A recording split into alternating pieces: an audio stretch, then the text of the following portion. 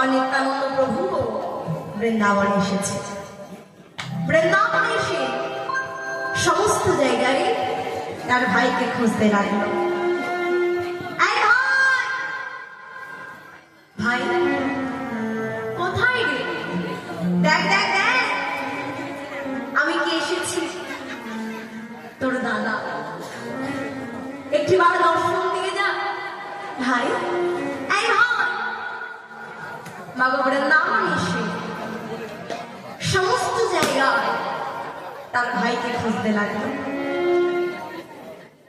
খুঁজতে খুঁজতে ক্লান্ত হয়ে বলছে, ভাই এই ভাই, একবার দর্শন নিয়ে যা ভাই, আর ভালো লাগছে না এমন ভাবে খুঁজে বেড়াতে, বারবার করে ডাকছি ভাইয়া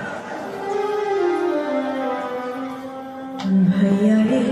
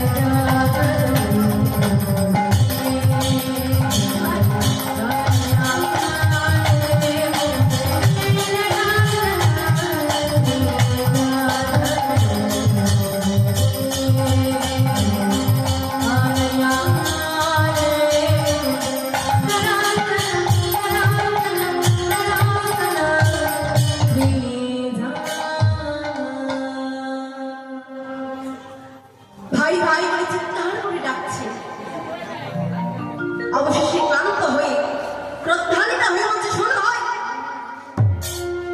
এত করে ডাকছি, তুই কি আমার ডাকে সাড়া দিতে পারছিস না? শোন, তুই আমার ছোট ভাই আর আমি তোর দাদা। তোর মতো ছোট ভাইকে কেমন ভাবে শিক্ষা দিতে হয় সেটাও আমার খুব ভালোভাবেই জানা রয়েছে। আজ অবশেষে উঠলেন গিরি গোবর্ধন পাহাড়। সেই পাহাড়ে উঠে সমস্ত জায়গায় কানায় কানায় বলে ফিরছে। অবশেষে ভাইকে শিক্ষা দেবে বলে একটা শিলাখণ্ড হাতে তুলে নিয়েছে। দেখ ভাই, তোকে কেমন ভাবে আমি শিক্ষা দিই। ভাইয়ের ওপর অভিমান করে রাগ করে যেই না সে শিলাখণ্ডটি নিয়ে মস্তকে আঘাত করতে যাবে,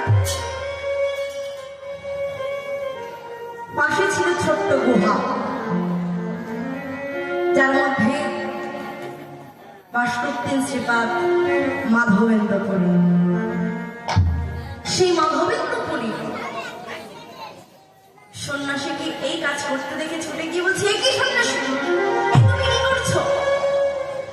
তুমি জানো না এই কলিকালে আত্মহত্যা করা মহাপাপ?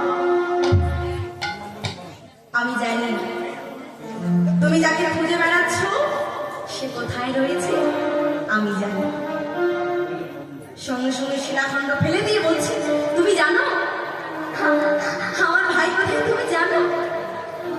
হ্যাঁ, আমি জানি। তবে শোনো, তোমার ভাই এই বৃন্দাবনে আর নাই। তবে রয়েছে কোথায়? রয়েছে নবদ্বীপ ধামে। যাও যাও যাও, আর বিলম্ব করো না। কেন? আমার ভাই যে আমাকে কথা দিয়েছিল সেই বৃন্দাবন ছেড়ে সে কোথাও যাবে না। আরে বাবু, ওটা ছিল দাপর যুগ, ধামটা ছিল বৃন্দাবন ধাম। এটা এখন কি যুগ? কি যুগ? কলিযুগ। তাই শোনো, এই কলিযুগে ধাম হয়েছে নবদ্বীপ ধাম। যুগ যেমন ভাবে পাল্টেছে ঠিক তেমন ভাবে ধামও পাল্টেছে। যাও যাও যাও, আর বিলম্ব করো না। আচ্ছা গোসাই ঠাকুর, তুমি যে বলছো যুগ যেমন ভাবে পাল্টেছে ঠিক তেমন ভাবে ধামও পাল্টেছে, তাহলে আমার ভাইয়ের রূপও পাল্টেছে, দেখতেও অন্যরকম হয়েছে। আচ্ছা, আমার ভাই যখন বৃন্দাবনে ছিল না, ও ছিল কালো। তা এতটাই কালো ছিল যে অন্ধকারের মধ্যে তাকে ঠিক মতো দেখা যেত না। তা আমার ভাই এখন কেমন হয়েছে? আর কালোটি রয়েছে? কি গো, গায়ে বড় গৌর বড়, তাই বলছে শোনো শোনো তোমার ভাই কেমন হয়েছে। বলে গৌর হয়েছে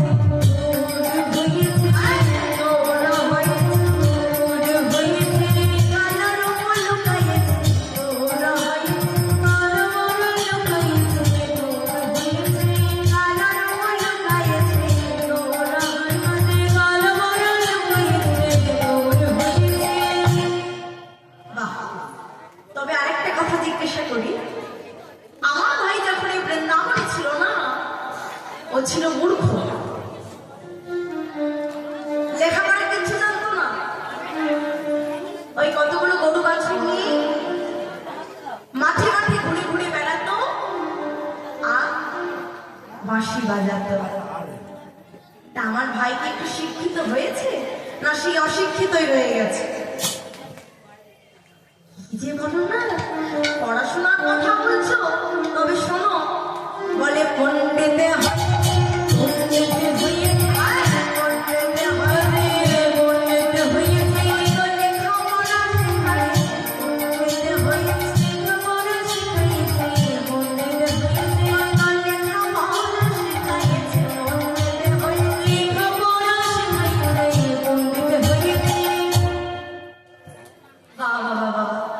নিজের ভাইয়ের প্রশংসা শুনতে কার না ভালো লাগে বলো? আমারও খুব ভালো লাগছে। তবে কখন থেকে একটা কথা বলবো ভাবছি, কিন্তু বলতে পারছি না। তোমাকে বলবো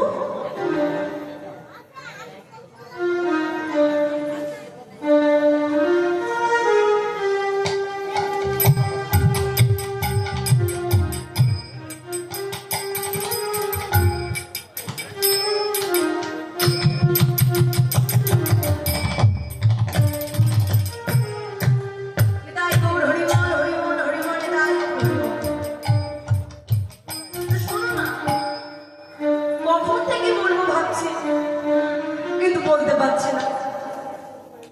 তুমি যেন কারোর কাছে প্রকাশ করে দিও না। থাক, তোমাকে বলবো, আমার লজ্জা করে না।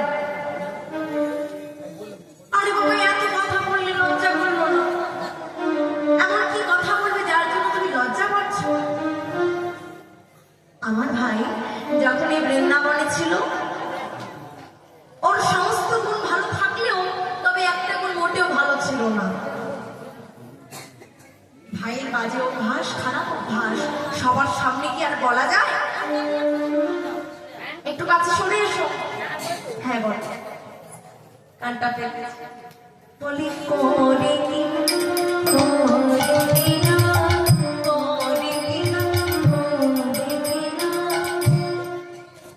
থামো বাবু থামো। কখন থেকে করে কিনা করে কিনা? আরে বাবা বলবে তো কি করে কিনা, না হলে বলবো কেমন ভাবে? শোনো না, আমার ভাই যখন বৃন্দাবনে ছিল একটা খুব বাজে অভ্যাস ছিল। সেটা কি? ঘরে ঘরে মাখন নলি চুরি করে খেত। তাই গৌর হরি বল হরি। তাই বলছে শোনো না, ওই ঘরে ঘরে চড়ে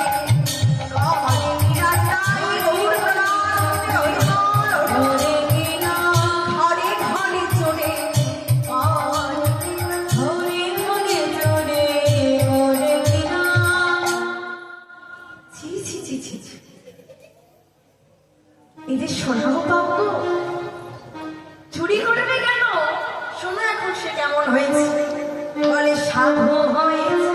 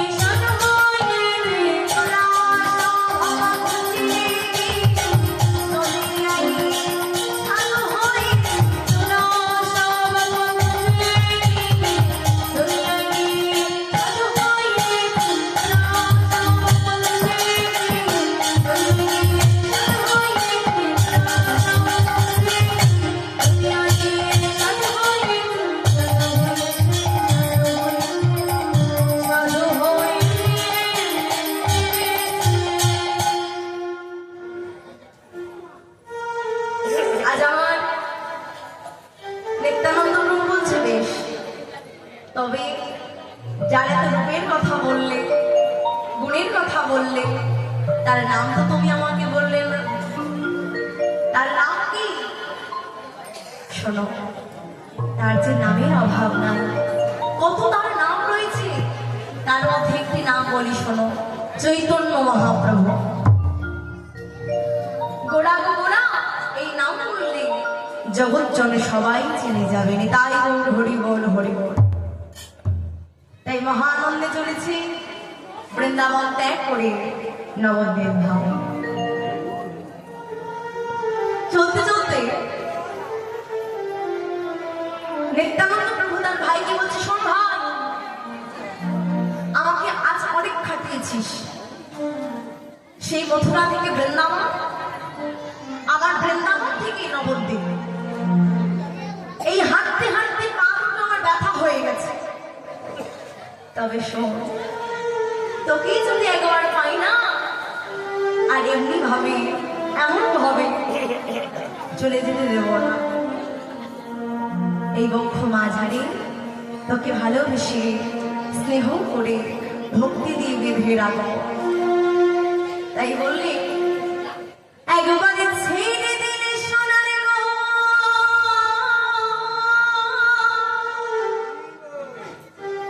আর পাবো না।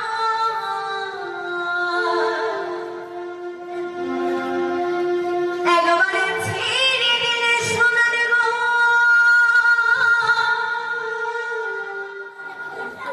আর পাবো না, না না।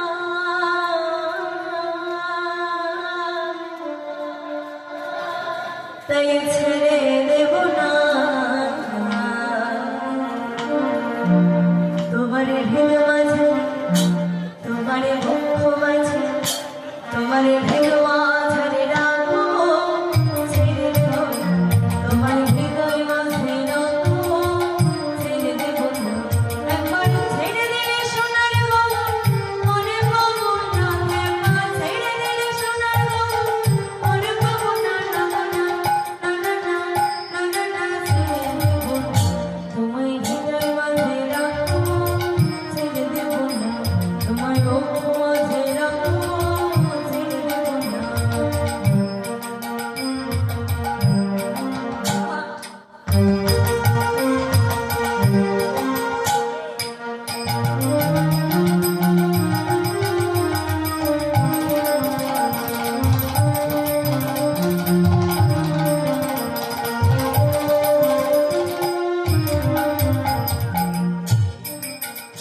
আমি যাব ব্রজের কোলে কোলে,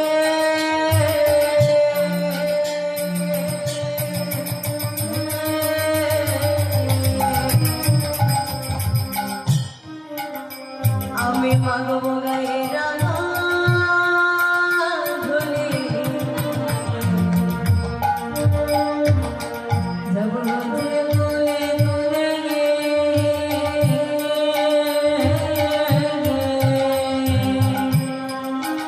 হরে মাগো গায়ে রাঙা ধরে, আমি যাব ব্রজের কোলে কোলে,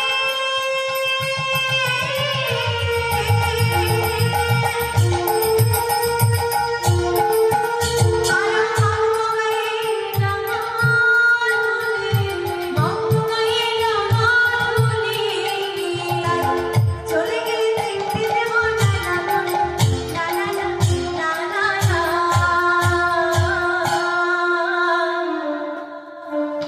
তাই তোমাদের ছেড়ে দেব না।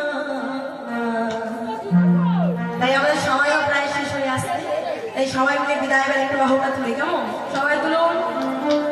তোমার হৃদয় মাঝে, তোমার বক্ষ মাঝে, তোমার আমার করে রাখো, ছেড়ে দেব না তোমার হৃদয় মাঝে রাখো, ছেড়ে দেব না তোমার আমার করে রাখো, ছেড়ে দেব না তোমার হৃদয় মাঝে রাখো, ছেড়ে দেব না তোমার হৃদয় মাঝে রাখো, ছেড়ে দেব না তোমার বক্ষ মাঝে রাখো, ছেড়ে দেব না তোমার হৃদয় মাঝে রাখো, ছেড়ে দেব না।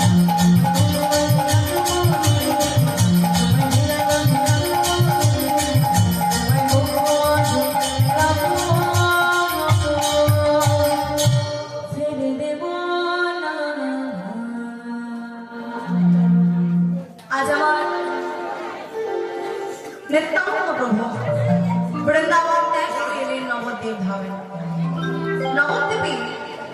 নন্দন আচার্যের গৃহেতে আমার গৌরাঙ্গ মহাপ্রভুর সাথে নিত্যানন্দ প্রভু দেখা হয়েছিল। এইভাবে ভক্তির গৃহেতে ভক্ত আর ভগবানের মিলন। এখানেই আমরা লীলাকে বিশ্রামে রাখলাম। ভক্ত ইয়ারে ভগবানের মিলন হইল, ভক্ত ইয়ারে ভগবানের মিলন হইল, ভক্ত ইয়ার ভগবানের মিলন হইল, ভক্ত ইয়ারে ভগবানের মিলন হইল।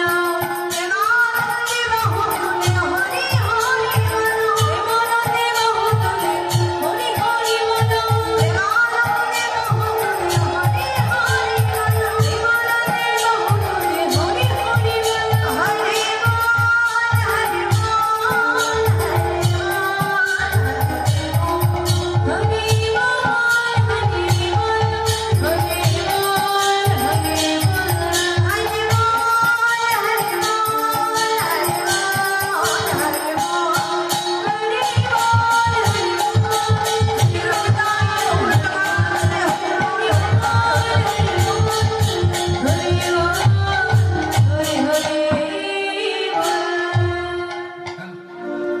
দর্শকবৃন্দের কাছে আমাদের হরিনাম কমিটির পক্ষ থেকে বিশেষ অনুরোধ, আপনারা কেউ আসন ছেড়ে উঠবেন না। আমরা একটু অল্প